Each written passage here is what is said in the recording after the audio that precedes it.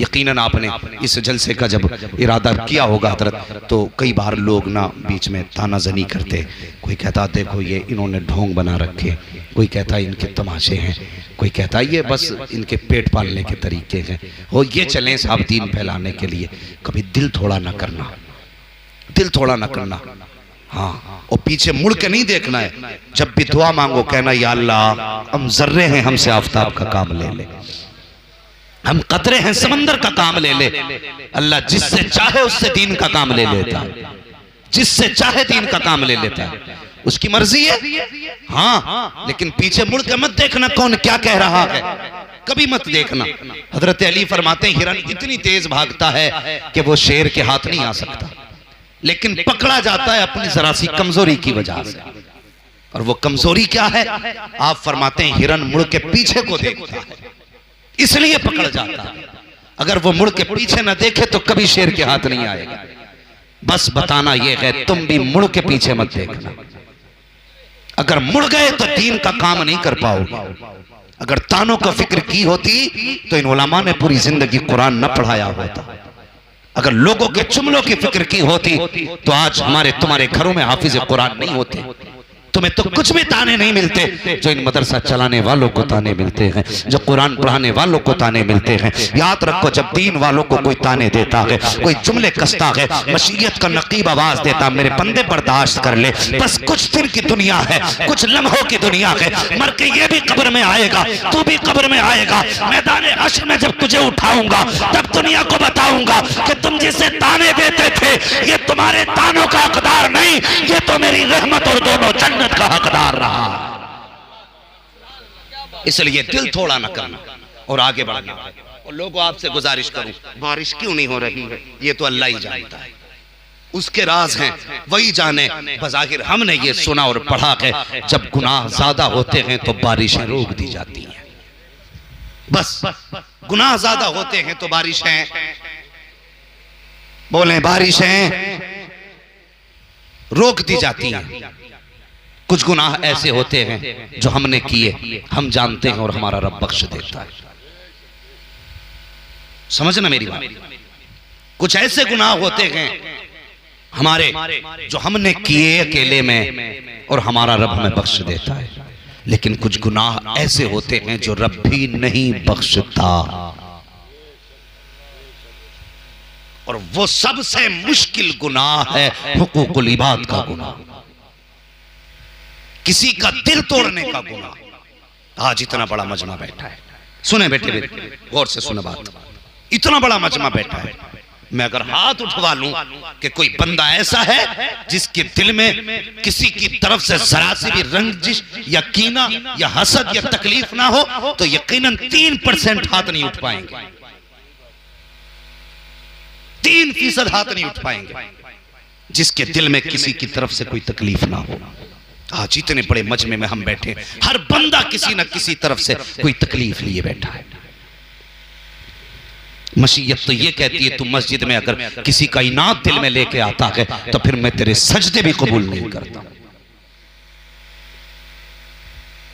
हम जरा सोचे और अकेला बंदा अपने बारे में सोचे। मैं इस चीज का आदी नहीं हूं मैं तुमसे हाथ उठवाऊं, कौन माफ करेगा वो हाथ उठाए, कौन नाराज है वो हाथ उठाए। बस मैं इतना जानता हूं जनाब, सिर्फ अपना मुहासिबा करो, अपने गिरबान में झांक के देखो। मैंने किसी को गाली तो नहीं दी है, मैंने किसी का दिल तो नहीं दुखाया है, मैंने किसी रिश्तेदार को घर से तो नहीं उठाया है, किसी रिश्तेदार के खिलाफ मैंने फोन पे बकवास तो नहीं की है। हर बंदा अपने बारे में सोचे। ओ यार बहुत दूर क्यों जाते हो, सिर्फ अपने परिवार के बारे में सोचे। हर बंदा सोचे मैंने बाप के खिलाफ तो कोई जुमला नहीं बोला है, बाप सोचे मेरे बेटे की तरफ से दिल में कोई रंजिश तो नहीं है, फिर ये दोनों मिलकर के सोचे मेरी बेटी मुझसे तकलीफ में तो नहीं है। हाँ हाँ मैं गलत नहीं कह रहा हूँ, बहुत करीब से झांक के देखोगे कभी कभी छोटी छोटी चीजें नजर नहीं आया करती हैं, लेकिन वो बड़ी बड़ी चीजें हुआ करती हैं। आज हालात बदलते जा रहे हैं, खुदा की कसम अक्सर बेटियां परेशान हैं अपने घर वालों से, अक्सर बेटियों के दिमाग खराब हैं कि वो जाएं तो कहां जाएं। और तुमसे भी गुजारिश करता हूं अगर खुदा ने तुम्हें शोहर बनाया है तो अपने आप को शद्दाद न समझना, अपने आप को हमान न समझना, अपने आप को कारून न समझना। अगर तुम्हें रिजाल कव्वामूना अलन निसा का खिताब दिया गया है तो अपने आप को दज्जाल मत समझ लेना। खैरियत नहीं है अगर तुम्हारी वजह से किसी की बेटी का दिल टूट गया, बिला वजह अगर तुमने किसी को सताया, एक बात कान खोल करके सुन लेना, हर घर के अंदर किसी की बेटी मौजूद है, किसी की बीवी मौजूद है, किसी की माँ मौजूद है। फरमाया गया है जिस घर के अंदर कोई औरत रोया करती है उस घर से खुदा की रहमतें रूठ जाया करती हैं, उससे रहमतें नाराज हो जाया करती हैं। आज हर घर की कहानी है, कहीं पे बेटी रो रही है, कहीं पे माँ रो रही है, कहीं पे बीवी रो रही है। अगर हुजूर से इश्क किया है तो रिश्ते ऐसे निभा के जाओ, ऐसे निभा के जाओ कि जब तेरा जनाजा उठे तो कोई ये ना कहे कि अच्छा हुआ जनाजे पे लेट के जा रहा है, बल्कि ऐसे जिंदगी गुजार के जा अगर जनाजा तेरा उठे लोग रोए तो जरूर लेकिन बस दुआ करके ना रोए, ये सोच के रोए ये जा रहा है आज के बाद मेरे घर का चूल्हा कैसे चलेगा, आज के बाद मेरे कमों को कौन सुनेगा, मेरी तकलीफें कम कौन करेगा। जब किसी के जनाजे के साथ लोग अच्छी बातें करते हैं, रब फरमाता फरिश्ते बताओ तो सही इस जनाजे के साथ जो लोग जा रहे हैं उनकी जबानों पे क्या था, कहते मालिक वो इसकी तारीफ कर रहे हैं। कब बताओ लेकिन था कैसा, का गुनाह बहुत किए हैं। रब फरमाता हाँ हाँ गुनाह किए हैं लेकिन लोग क्या कह रहे हैं, का किसी ने कहा ये गरीबों को खिलाता था, कोई कहता रिश्तेदारों के हक में बेहतर था, कोई कहता गांव वालों को शिकायत न थी, कोई कहता जिससे मिलता था मुस्कुरा के मिलता था, कोई कहता किसी को कोई तकलीफ ना थी। रब फरमाता फरिश्तों गवाह हो जाओ अगर गांव वाले इसे अच्छा कह रहे हैं तो मैं इसे अपनी रहमत से आज अच्छा बना दे रहा।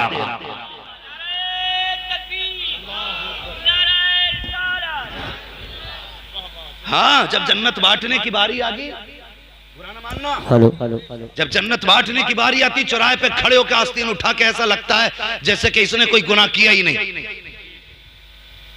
और खुदा के बंदे किसी को कहने से पहले अपने आप को सोच, अपने आप को सोच। सुने मेरी बात, मुझे बड़ी तकलीफ है, चंद दिन से बड़ी तकलीफ से गुजर रहा हूं मैं। हाँ एक बच्ची का एक दिन फोन आया, वो कहने लगी मौलाना दुआ कर दे कि अल्लाह इतना दे दे कि मेरा अपना घर बन जाए। सुनना बहुत गौर से भाइयों, तुम भी सुनना। लोग कहते हैं नहीं नहीं मैं सगा भाई हूं उसका, मैं पूरी जिंदगी ख्याल करूंगा। सुनो भाई का बहन का फोन है और अभी जिंदा है सब, कोई दूर की बात नहीं है। सुने कहने लगी मौलाना दुआ करना हजरत जी कि मेरा अपना घर बन जाए। मैंने कहा अल्लाह बेहतर करे, इंतजामात करे। और उसके बाद कहने लगी मैं एक बात आपसे कह सकती हूँ। मैंने कहा कहो बहन। रोने लगी। उसने कहा कोई दुआ ऐसी भी कर देना कि मेरे बाप और मेरे भाई बस मुझे अपनी बेटी और अपनी बहन समझने लगे। मैंने कहा बात क्या है? उसने कहा 11 साल हो गए मेरे निकाह को, मेरे बाप ने 11 साल पहले मेरा निकाह किया था और आज तक कभी मेरे बाप का खैरियत पूछने तक फोन नहीं आया। लोग कहते हैं बारिश नहीं हो रही, कहां से होगी बारिश? जिस जमीन पे बेबस के आंसू गिरते हैं उस जमीन पे पानी नहीं गिरा करता है। हाँ उसने कहा मेरे बाप का फोन तक नहीं आया। उसने कहा 2 मरतबा घर गई हूं, एक मां की मौत पे घर गई थी, एक भाई की मौत पे घर गई हूं। और उसमें भी उसने ये कहा जितने दिन मैं अपने घर पे गई ना, मैंने अपना राशन खरीद के अपने बच्चों को पका के खाना खिलाया। कहने लगी मेरे बच्चे मुझसे पूछते माँ दुनिया में सबके रिश्तेदार होते हैं, क्या हमारा कोई रिश्तेदार नहीं? दुनिया में सबके अपने होते हैं, 11 साल एक घर में घुटते हुए हो गए, कभी किसी ने हमें बुलाया तक नहीं। ये कहते कहते वो बेटी रोने लगी। वो भाई मैं क्या जवाब देता उसे? मैंने कहा बाप नहीं, उसने कहा है। कहा भाई का भाई भी है। मैंने कहा गरीब है? कहा नहीं जमींदार है। मैंने कहा फिर ऐसा क्यों कर रहे हैं? कहा मैं नहीं जानती और मुझे बता। मैंने कहा कभी तूने अपने भाइयों से हक नहीं मांगा? उसने कहा मैंने अपने बच्चों के लिए एक वक्त का खाना मांगा तो हमारी भाभी ने हमारा हाथ पकड़ के घर से निकाल दिया। कहा मौलाना जिस दिन से ससुराल आई हूँ बाप ने पीछा छुटाने के लिए 15 साल की उम्र में निकाह किया था। जिस वक्त निकाह किया उस दिन मेरे बाप गरीब थे, आज अमीर हो गए हैं, पैसे वाले हैं, जमीन वाले हैं। ओ यार बेटियों से यूं दामन न छुड़ाया करो, बेटियों से यूं रिश्ते न तोड़ाया करो। तुम्हें नहीं लगता है बेटियों की जिंदगी कितनी मुश्किल होती है कि आज हर घर का झगड़ा नकी है, बात बात में कहते हैं तलाक दे दी जाएगी। पूछो अल्लामा साहब सैयद साहब क़िबला से, पूछो कारी साहब क़िबला से, इन उलमा से पूछो। ये बड़ी जमात बैठी हुई है, आए दिन तलाक के झगड़े हैं, आए दिन बीवियां छोड़ने के झगड़े हैं। बेटे किसी की बीवी को, किसी की बेटी को तलाक न देना, किसी की बच्ची को घर से गाली पक के न निकालना। तो नहीं जानता है जब किसी की बेटी का घर उजड़ जाता है तो बाप के जिगर पे क्या गुजरा करती है। बाप तो बूढ़ा हो जाता है बेटी को जवान करने में, लेकिन बेटियां जब तलाक के बाद घर आया करती है उसके बाद बाप के जिगर पे क्या गुजरती है। खुदा की कसम अगर वो दर्द पहाड़ों पे डाल दिया जाए तो पहाड़ों के कलेजे फट जाएंगे, लेकिन हम घर उजाड़ने में देर नहीं करते। और भाइयों तुमसे गुजारिश है, बहनों को कभी बोझ ना समझना। ये अभी कुछ दिन पहले की कहानी है, एक बच्ची को तलाक दी गई, 3 बच्चियां लेके मैके पहुंची है और अपने बाप के दरवाजे पे गई। बाप था, उसने बेटी को बोझ ना समझा, बेटी की परवरिश करता रहा। वो बच्ची कहती है कब तक बाप पालता। एक दिन बच्ची कहने लगी नाना हमें ये चाहिए। कब मेरा बाप मजदूरी करने गया, जब बाजार में गया बाल सफेद थे। सुनो बेटो तुम भी सुनो, कितनी बेगैरती से बाप को अलहदा करके खाते हो और कहते हो मोज आ रही है। बाप अलहदा छप्पर में पड़ा है, तुझे लिंटर में मोज आ रही है। और शर्म आनी चाहिए ऐसे बेटे को जिसके बेटे बाप को छत नसीब ना हो और बेटा पंखों में लेटा हो, जिसके बाप को हाथ का पंखा नसीब ना हो, बेटा एसी में लेटा हो।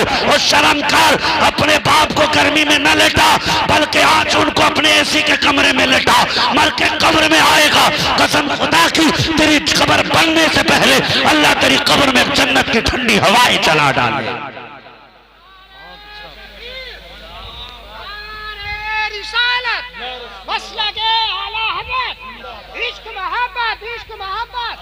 प्यार मोहब्बत हमारे यार इतनी मेहनत कर रहे हैं आप हज़रात के सामने दिल निकाल कर, लेकिन आप बोल बस तवज्जो करें और मेरी बात सुने प्यारे। खुदा के वास्ते बारिश चाहते हो तो अपने माँ बाप को राजी करो, अपने माँ बाप को राजी करो। और उस बच्ची की बात सुनो, उसने क्या कहा मालूम है? वो कहती मैं बाप के घर आ गई, मेरे बाप ने देखा भाई खर्च देने तैयार नहीं है ना, तो बाप मेरा थैला उठा के बाजार जाने लगा, मार्केट मतलब मजदूरी करने के लिए। मैंने कहा अब्बा किधर? उसने कहा बेटी बच्चों के लिए कुछ तो लाना पड़ेगा, अभी मैं जिंदा हूं तुझे हाथ फैलाने नहीं दूंगा। बाप बाप होता है। बेटियों से भी गुजारिश है, खुदा के वास्ते गलत कदम उठाने से पहले एक बार बाप की जिम्मेदारी समझ लिया करो, समझ लिया करो। हाँ, किसी को फोन लगाने से पहले एक बार बाप के सफेद बालों को सोच लिया करो। जब तुम्हें दुनिया धक्के देगी और धोखे देगी तब यही बाप तुम्हें सीने से लगाएगा, यही बाप सीने से लगाता है। उसने कहा बेटी मैं तुझे किसी के आगे हाथ फैलाने नहीं दूंगा। मार्केट गया, लोगों ने कहा तेरी उम्र नहीं कमाने की। हाथ जोड़ के कहने लगा मेरे घर पे मेरी बेटी भूखी बैठी है, कम से कम दे देना पैसा, लेकिन मजदूरी करा लो। अल्लाह अकबर। कहती मेरे बाप ने मजदूरी की, पाला, लेकिन बाप कब तक पालता? एक दिन बाप की मौत का दिन करीब आया, उसने भाइयों को बुलाया और बुला के कहने लगा सुन मैं जा रहा हूं, अपनी बहन को कभी लावारिस मत होने देना। ये बड़े दुख उठा के आई है, बड़े दुख उठा के आई है, इसे अकेला मत छोड़ना। तो वो कहती मेरे भाइयों ने बाप की चारपाई के पास खड़े होकर कहा था अब्बा हम वादा करते हैं जैसे तुझे बेटी से प्यार है वैसे हमें भी बहन से प्यार है। मगर वो कहती अभी 40वां हुआ था बाप का। भाई कहने लगे तू कहीं और जाके रहे, तेरी वजह से घर में झगड़े हो रहे।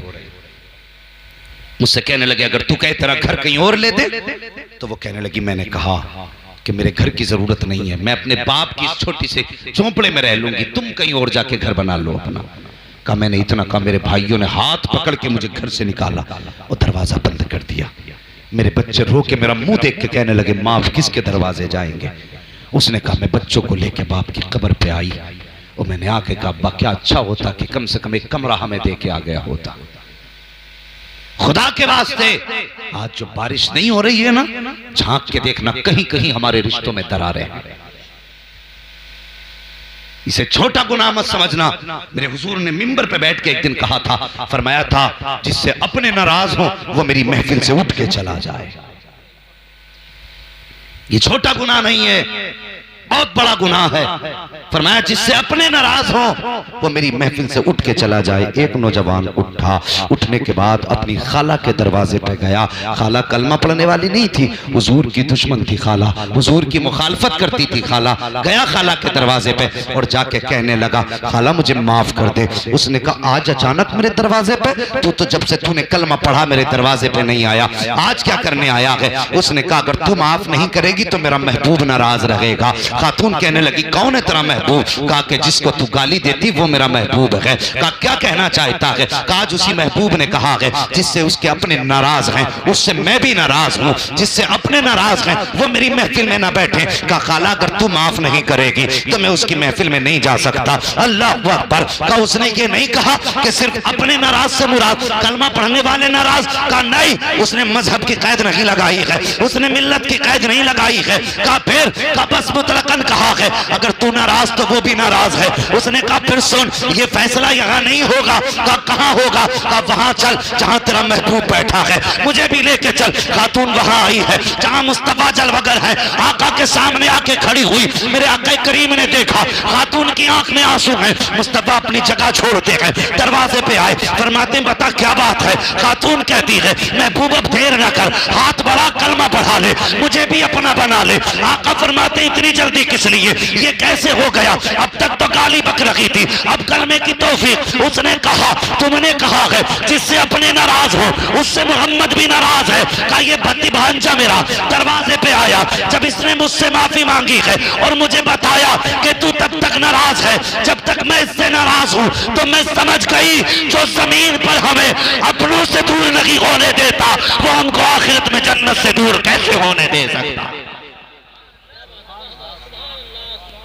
की मोहम्मद से वफा तूने तो हम तेरे हैं, ये जहां चीज है क्या लोहो कलम तेरे हैं। नौजवानों बारिश चाहते हो तो बेटियों को राजी करो, बारिश चाहते हो तो अपनों को राजी करो, रहमतें चाहते हो रब की तो माँ बाप की खिदमत करो, माँ बाप को राजी करो। और जवानों तुमसे गुजारिश है ईद का दिन आए ना, ईद का दिन आए, दुनिया नए कपड़े पहन के मेले में जाएगी, लेकिन तुम अगर हुजूर के गुलाम होना तो रकात नमाज पढ़ के ना ईद के दिन सीधे बहन के दरवाजे पे चले जाना, बहन के दरवाजे पे चले जाना। आज नहीं लगता ये इस्लाम जो आज हमारे सामने लोगों के जिस्मों से नजर आता है ना, ऐसा लगता है कि ये किस दौर में दुनिया चली गई है, किस दौर में दुनिया चली गई है। आज बेटियां क्या जहेज के नाम पे नहीं मर रही? और भी मसाइल हैं साहिब समाज के, और मसाइल पे गुफ्तगू करो, और भी बहसें हैं, उन्हें आपस में एक दूसरे से बैठ के तबादला ख्याल करो। कब तक एक दूसरे की टांग खींचती रहेगी? कोई अच्छा करे तो उसकी भी खैर नहीं, हाँ गलत तो गलत है ही। खुदा के वास्ते जो जरूरी मसाइल है उन पे बैठ के डिस्कस करो, इन मसाइल का कैसे हमारे समाज से इनको दूर किया जा सकता है। बेटियां आज भी रो रही हैं, आज भी बेटियां फांसी लगा रही हैं, आज भी बेटियां मर रही हैं, आज भी बाप जहर खा रहा है, आज भी बाप, अभी कुछ दिन पहले एक बाप ने तो मासूम बच्चियों को और एक बीवी को गोली मारने के बाद खुद फांसी लगा ली। हजारों जनाजे में आए थे, लोग कह रहे थे कितनी भीड़ है जनाजे में, देखो तो सही, चार चार जनाजे एक साथ उठ रहे हैं। मैं कहता हूँ खैरत आनी चाहिए जनाजे में आने वालों को। आज तुम कांधा देने तो आ गए, कैमरे के आगे खड़े हो गए, लो हम कांधा देने आए हैं। क्या ये अच्छा होता अगर जिंदगी में इनके दस्तरखान पर एक एक रोटी का पैसा पहुंचा दिया होता? आज चार जनाजे एक साथ एक कांधे पे नहीं उठाए जाए। तकलीफ होती है, ये कौम मैयत के बाद रोटी देने तो पूछ जाती है, इस कौम को जब बीमार भूखा होता है तब उसकी भूख नजर क्यों नहीं आती? बताओ मुझे, तुम्हें गरीब नवाज का लंगर तो याद है, तुम्हें यतीम की भूख याद नहीं। तुम्हें गौस की बिरयानी तो याद है, तुम्हें बेवा के दस्तरखान पे रखी हुई सूखी रोटियां क्यों दिखाई नहीं देती? मुझे बताओ, आज दुनिया बारिश मांग रही है, हम हकदार हैं बारिश के? और हम पे तो पत्थर गिरे होते अगर मदीने में आमिना का लाल जलमगर न होता। ये सच्ची कहानी है, अगर हुजूर ना होते हम तो जीने के भी हकदार नहीं थे, नहीं थे जीने के हकदार।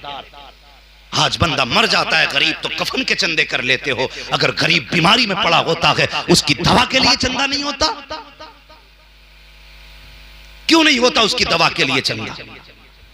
तकलीफ होती है। एक साहब ने बताया मैंने 5 लाख फलान लामा के फंड में डाले, काहे के ज़कात के। मैंने कहा तेरे गांव में कोई बेवा ना थी, कोई यतीम नहीं थी? गर्दन झुक गई। कहने लगा साहब वो भी तो दीन का काम कर रहे हैं। मैंने कहा उसे देने वालों हजारों थे, उसे देने वाले तो लाखों थे। क्या किया अच्छा होता तूने 4 लाख उसके फंड में डाले, 5 लाख उसके ट्रस्ट में जमा किए, इसलिए ताकि रिश्ता तेरी मौलवी से मजबूत हो जाए, ताकि ताल्लुकात तेरे मौलवी से अच्छे हो जाए। उन 5 लाख को 10 जगह बांटता और हर बेवा को 50-50 हजार देता। मैं नहीं जानता कि तेरे 4 लाख देने से मौलवी कितना राजी हुआ है, लेकिन इतना जानता हूं अगर 50-50 हजार हर बेवा के घर पहुंचा देता, खुदा की कसम गुंबदे खजरा वाला भी राजी हो जाता, काबे वाला भी राजी हो जाता।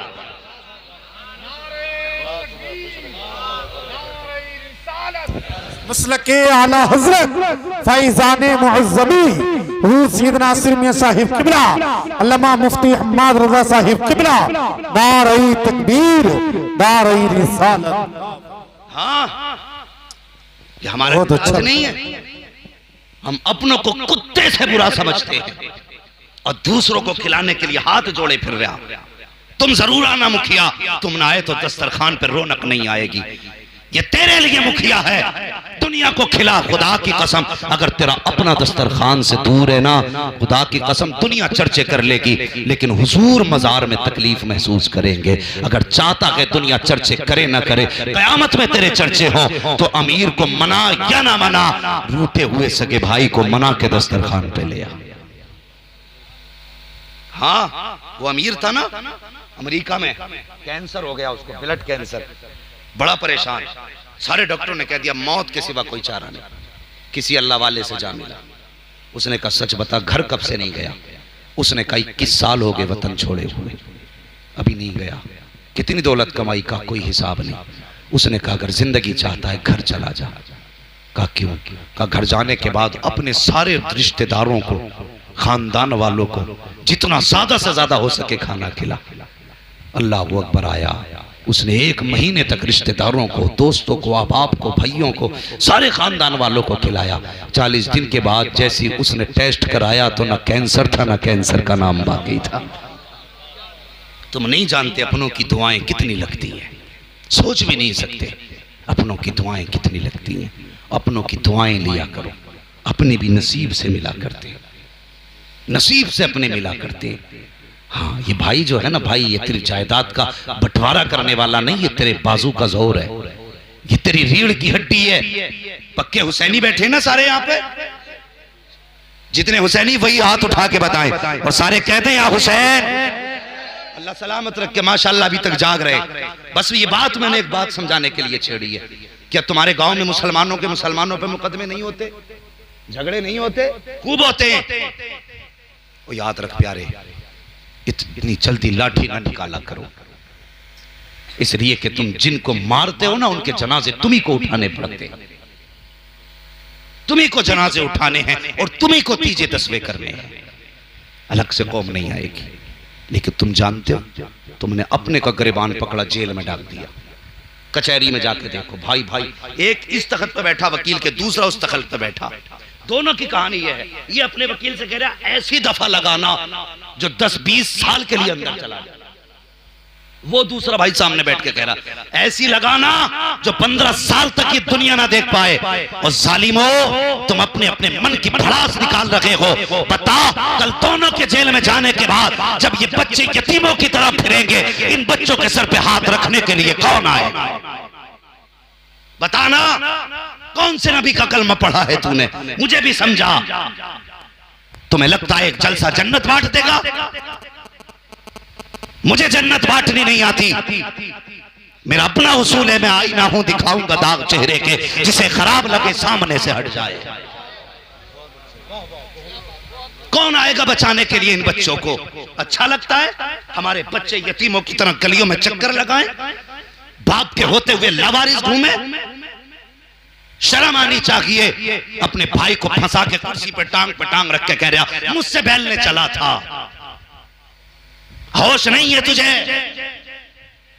पूछ इन उलमा से मेरे हुसैन ने 71 लाशें करबला में उठाई थी। कितनी? सारे बोले कितनी? 71 लाशें उठाई, लेकिन 70 लाशें उठाई तो कमर तक हाथ नहीं गया। लेकिन जब गाजी अब्बास की आवाज आई थी, अदरिकनी या हुसैन, मेरे हुसैन मुझे संभालो, जब आपको लगा मेरा गाजी शहीद हो रहा है, मेरे हुसैन ने कहा था आज हुसैन की कमर टूट गई है। तू जानता है भाई क्या है? 18 साल के बेटे की लाश उठा के कमर नहीं पकड़ी, 6 साल के असगर को उठाया कमर नहीं पकड़ी, और मोहम्मद को लाए कमर नहीं पकड़ी। लेकिन जब गाजी अब्बास की लाश उठाई, कहते हैं आज मेरी कमर टूट गई। भाई शरीक नहीं होता, भाई भाई की कमर का जोर हुआ करता। अगर ये मर गए ना, खुदा की कसम प्यार से, लालच में भाई कहने वाले बहुत मिलेंगे, लेकिन इसके जाने के बाद तेरे सीने की गोली अपने सीने पे लेने वाला कोई दूसरा नहीं मिलेगा। इसलिए खुदा के वास्ते खत्म करो ये आज के बाद झगड़े। रह गई बात इंच भर जमीन की, तो जा किसी पे कम ज्यादा है, मुस्तफा की रजा के लिए माफ कर दे, कल खुदा तुझे मुस्तफा की खुशी के लिए माफ कर दे। वरना मुझे नहीं आता जन्नत का टिकट कैसे मिलेगा। डॉक्टर इकबाल ने कहा था कि मोहम्मद से वफा तूने तो हम तेरे हैं, ये जहां चीज है क्या लोहो कलम तेरे हैं। हाँ, अल्लाह करीम है। हम तो ये जानते हैं वो अगर गुनाहों का बदला हमसे लेने लगे, हम तो एक सांस के भी हकदार नहीं। हाँ, हम तो एक सांस के भी हकदार नहीं। हम उसको बदला, उसको हिसाब देने के कहाँ हकदार हैं?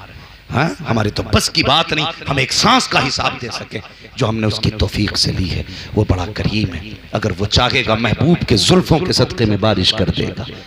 हाँ, हुजूर की नस्ल के सदक़े में अल्लाह बारिश फरमाएगा। वो करीम है, उसकी अपनी मर्जी है, जब चाहे बारिश कर दे, जब चाहे सूखा कर दे।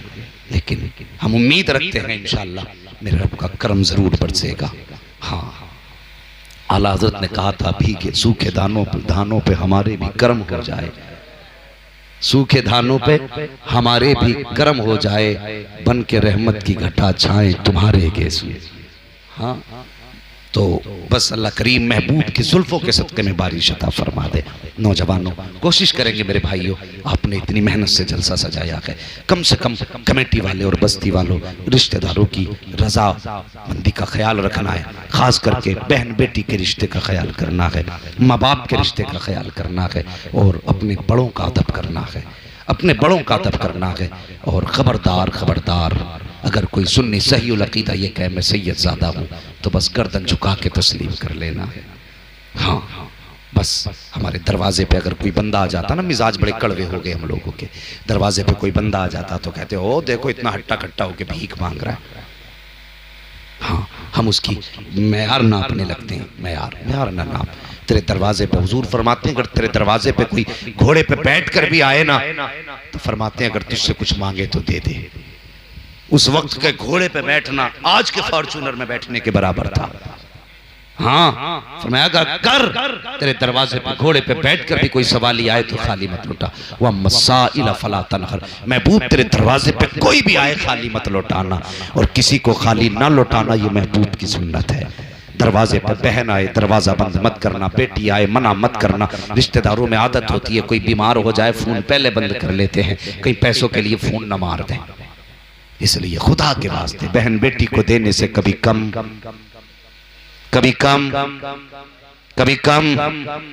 नहीं होता है।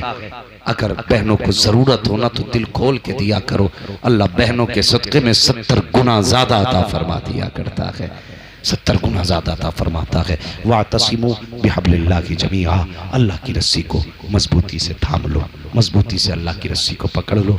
बस जो हुए गलत उनको माफ़ फरमाए रब कायनात। जिंदगी ने दिया साथ, फिर होगी मुलाकात। चमन रहा फूल खिलेंगे, जिंदगी रही फिर मिलेंगे। मुसाफिर हैं हम भी, मुसाफिर हो तुम भी, किसी मोड़ पर फिर मुलाकात होगी। फ़कीरान आए सदा कर चले, सदा खुश रहो ये दुआ कर चले। ये कमेटी, ये जलसा, ये बस्ती के लोग जिंदाबाद पाइंदाबाद, वमा अलैना इल्लल बलाग।